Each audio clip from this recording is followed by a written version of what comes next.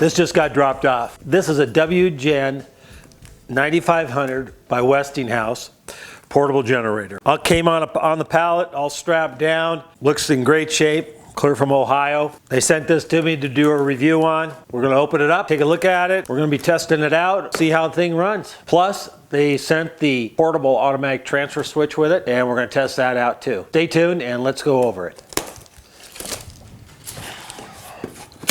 This is their ST switch by Westinghouse also. It's a portable transfer switch, so you can actually have the generator start by itself, supply power to a couple items that you have plugged into this, and if the power returns, utility power returns, it will shut the generator back down again and go back on utility power.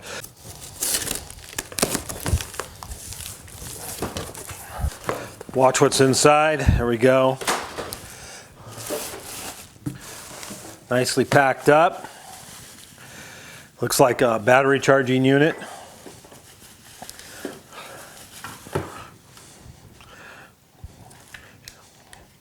Metal fuel tank, that's nice. Most come with plastic ones. And a fuel gauge right here. And that's the filler cap. Oh, it fits good too. Fits nice. And it has a filter screen down inside here for when you put your fuel in so you don't get rusting dirt and stuff in there.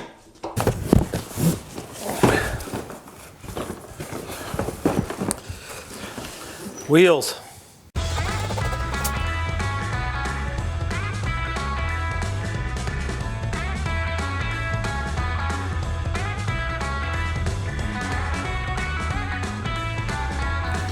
Looks pretty darn nice. Let's take a quick look at the controls. We got push button, electric start right here. Battery indicator light. Run, stop switch. Smart switch ready. So that's where the smart, the ST switch, their smart portable automatic transfer switch must plug in. We have a 5-volt DC plug right here, USB ports, 12-volt plug there. I'll have to look at that. So we got the main breaker here. We have a data center here, volts, frequency, and hours. So we have a 120-volt, 20-amp outlet right here, GFCI. So that's your GFI ground interrupter circuit outlet, 20 amps. Another one, same thing, 120-volt, 20 amps. So you got 4 plugs right there. Then we got 120, 240-volt, 30 amp, L1430R receptacle, 4-terminal plug in right there, twist lock. And we have 120-volt, 240-volt, 1450R, another 4-terminal plug. This is the battery right here.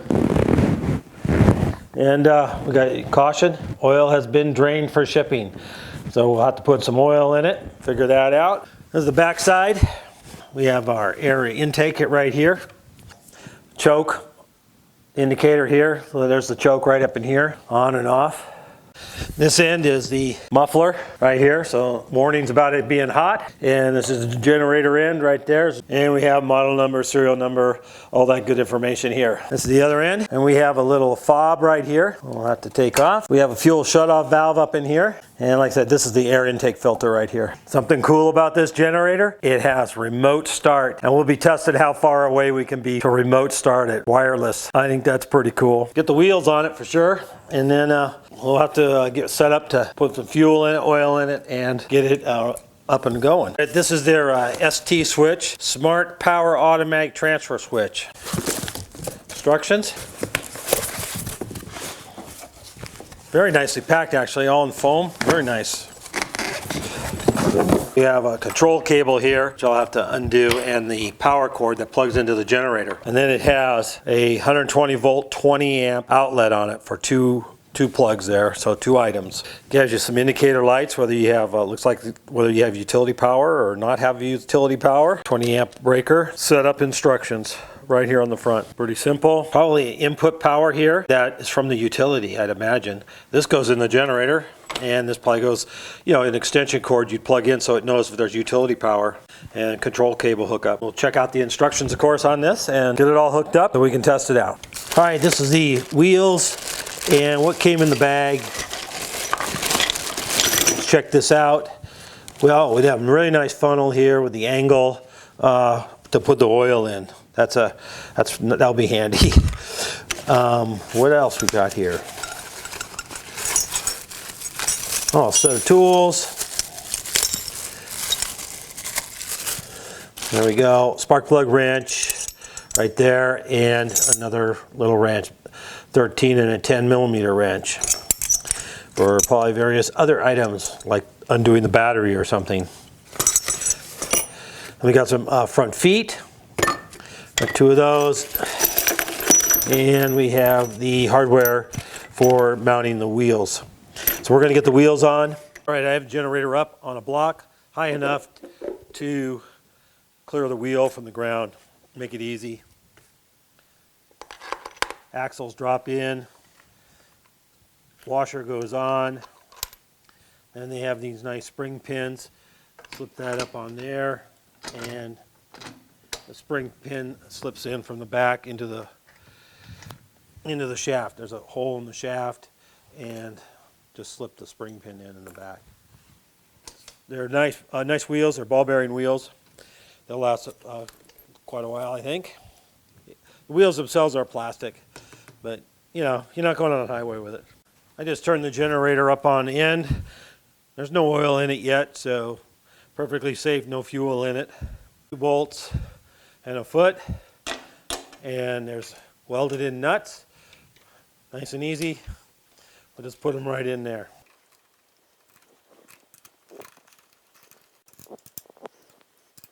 There you go, both feet on. These are nice rubber ends to them, real nice. Won't walk around on you. Now on this end, this is the recoil pull cord end. It has a nice flip up handle. Nice roll around, easy to move. The book says it takes 1.1 quarts, and the battery is disconnected. It comes disconnected, so we'll leave it disconnected for a minute or two and fold that out of the way.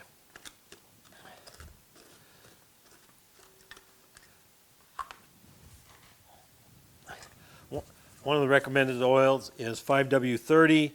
Gives you a little bit wider winter range especially. And that's what I do have on hand, and we're going to put that in.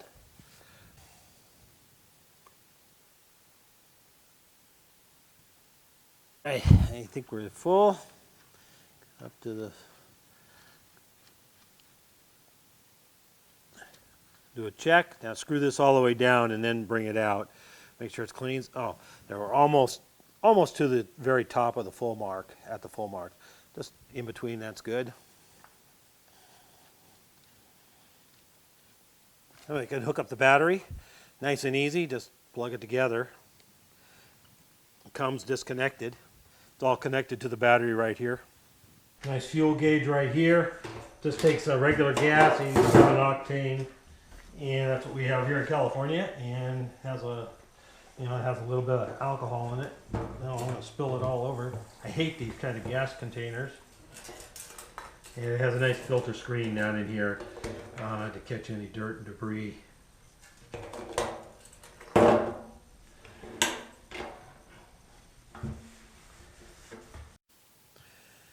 All right, we got our oil in. We have our fuel in. Batteries connected. Real quick rundown of the controls. This is an electric start unit. We have an electric start stop button here.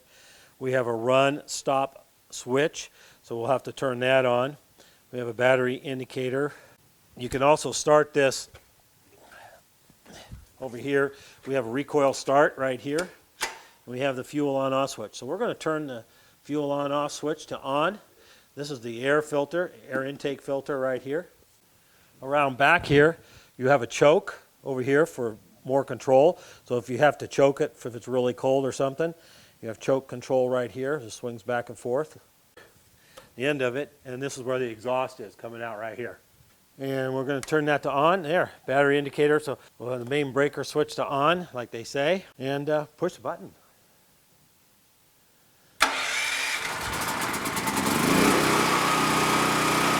Sweet deal, first try. That was the very first start, right up. What we got down here? We got, that's the voltage. That's the frequency, 62.4. That's the hours, 0. 242 volts, 241. Everything's on the money. Let's stop it.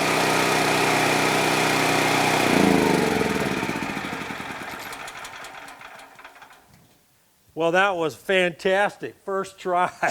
Starts right up. Didn't have to choke it or anything.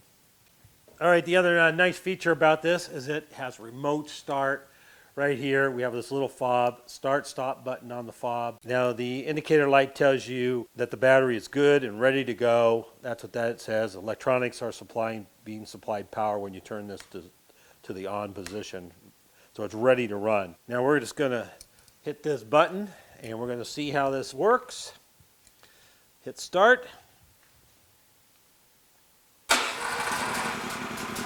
There we go.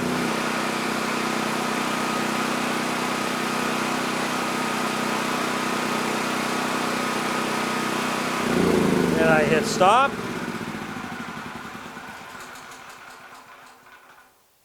Now this is the first generator I've seen that has a fob. And that seems to work actually really well. Now they say 260 feet, I think, on it, the range in the book. So we'll have to, we'll give it a little walk test and see about that. Let's do a manual start to see how it starts. I imagine all I gotta do is pull it.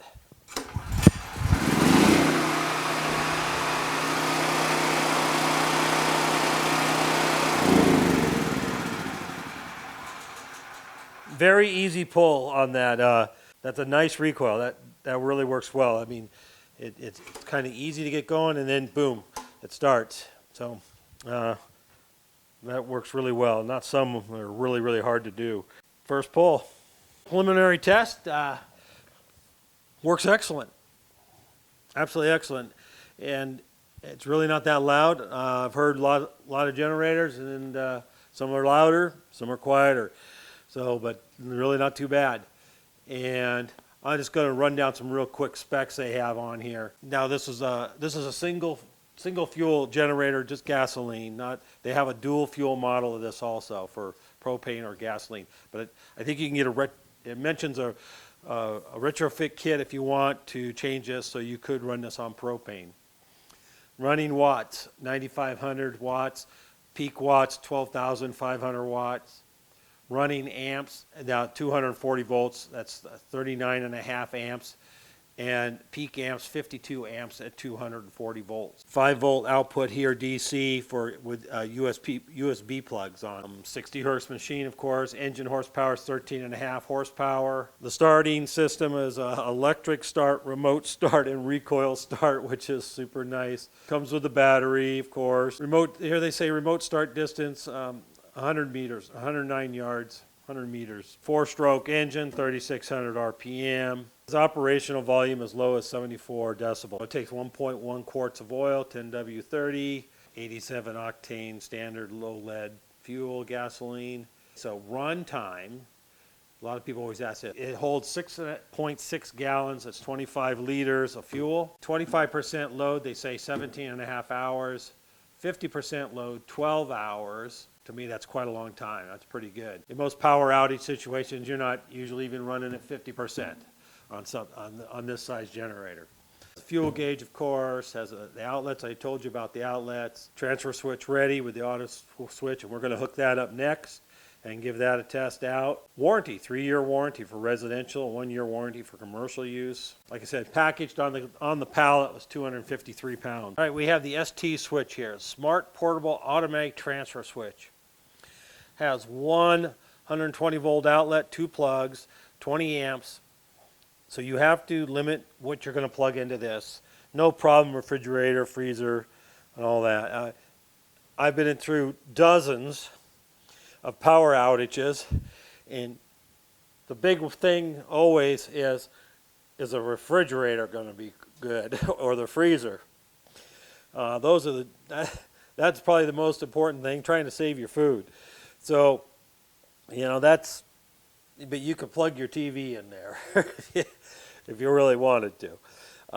But you need to watch how much you're going to be using. Now, they do give you some, rough ideas in the manual about what capacity that some appliances use and stuff, what you need. Anyway, so we have a 20 amp limit here on this. Now, the cord that's attached to it plugs in the generator right over there in the twist lock connection. Then you have your connection here. This is the control cable. One end here, one end the smart switch plug in on the generator. Both ends are the same, doesn't matter which end, just plug them in, and then it has a nut to tighten it. This cable here, or this extension cord that I plugged in here, is plugged into a wall outlet, so it has utility power coming into this. It has to know if the utility power is on. Right? So have that plugged in. Now my suggestion is make sure this is plugged in first to your box before you hook up all the rest. But anyway, they give you so right on here is the instructions about setting it up. You set your generator up outside. You make sure your oil and fuel is good on your generator. And then about plug in the smart control cable, plug in the cable to the generator, turn the switch to the run position. And then you would plug in your utility power to it. And then you hook up your appliances to it. So all the instructions are right here on the front. You don't have to go look for the manual or anything. Now I also have a skill saw plugged into the generator itself, and we'll give it a little extra load and run that on there too. Right now I have a drop light plugged in here to simulate a refrigerator. Yeah, load-wise it's not, but it's just to show you how it will come on and off. Now the skill saw, they usually draw around 13, 14 amps. A pretty good little load when they're fully loaded cutting, but even running they'll draw 9 or 10 sometime, most of the time. We're just going to turn the switch on to run over there right now. And right now we have an indicator. So this has indicator lights right here. This indicator light says we're on utility power. Down here, if you're on the runner on the generator, right here in the middle, and then if there's no utility power. So if I unplug the utility power, that's going to go out and the generator should start. All right, so we're all ready to go. Main breaker's on. This is on the stop position. We're going to flip this to the run position. And then we're going to unplug this for simulating loss of power. Generator should start. There we go. Power's out. Indicating power out.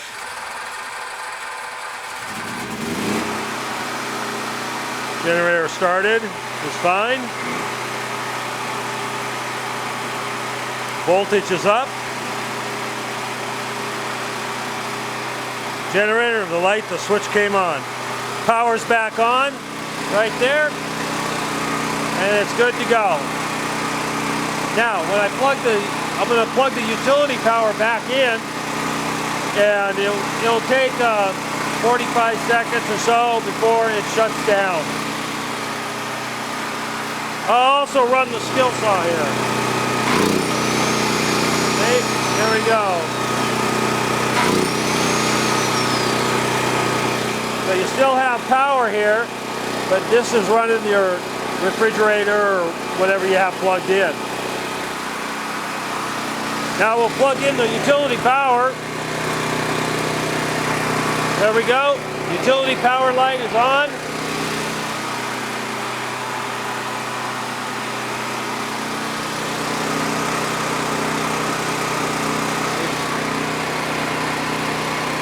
It's already switched over to utility power in the box, but the generator goes through a cool down cycle.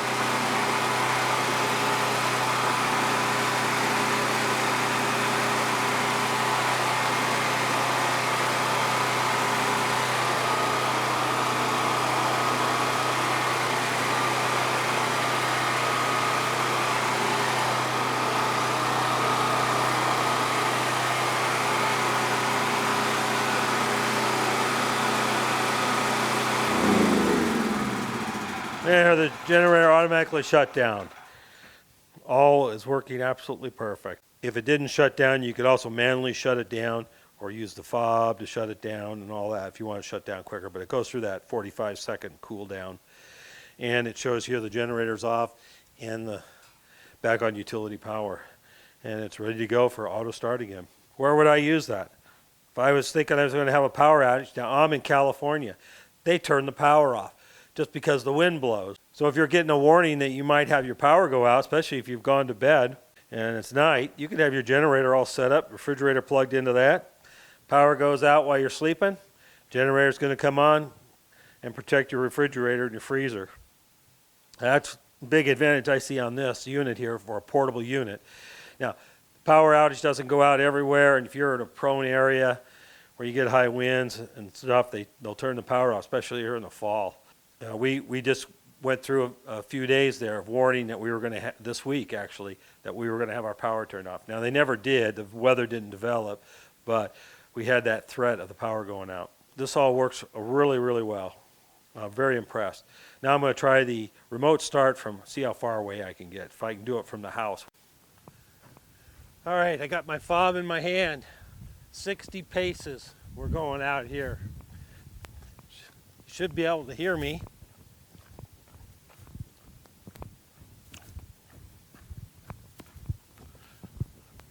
Clear down here to the back of our house. So it's about 60 yards. They say 100 yards, and I have no doubt that 100 yards it'll still work. This is 60 yards with some interference way down here. Here we go, pushing the fob. There we go. Generator started right up. Now we'll stop it. Pushing the fob. There she shut down. So 60 yards. That worked really, really well. So I could lay in bed if I had to start it. Anyway, so in conclusion, with the Westinghouse WGen9500 portable generator with the ST switch here, and awesome unit. It actually is. It runs great. It's really not very loud. Comparable with other generators, I think it's right in there, and it works fantastic. All the start modes with the switch. The manual mode, the pull cord, the key fob, the remote start, everything works, and it worked out spot on. And it comes with, especially with the feature here about charging your cell phones, the USB port. I don't know how many generators have that, but that's kind of different. But in an emergency situation, this would work absolutely fine.